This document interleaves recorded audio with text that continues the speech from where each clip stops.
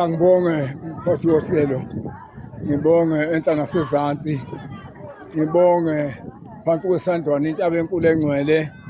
Ngibonga kakhulu ukuba umsebenzi weNgonyama ofana nalobe impumelelo. Umsebenzi-ke solokhu siwuqale phansi eKing Cetshwayo. Sasuka eKing Cetshwayo seza eShowe, eMlalazi, sabuya saya eNkandla lapho kulele khona uJininithi. Mina-ke ngufanana kwaMinyamazi, kaMbuzini, kaMnyayiza, kaNdabuko, kaMpande.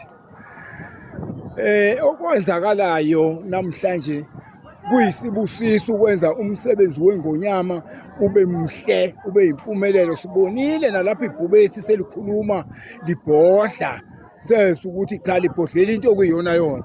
Konke elikhulumile ibhubesi likhulume into eyakhayo.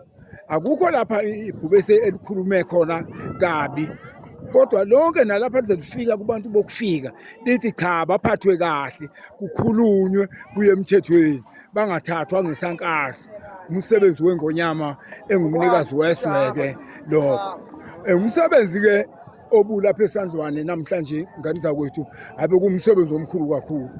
Nibonile nani amabutho eviliyela, nibonile impi yamaNgisi noZulu iviliyela, kungongaphansi ngongaphezulu, kuyibuqephu kulalo lalayo, namabhunu asilalisile, kodwa-ke sagcina siwanqoba amaNgisi.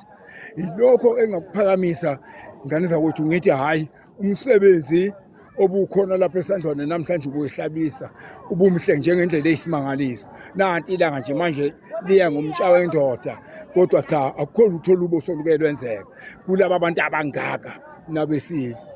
Ngiyathokoza nabendlovu.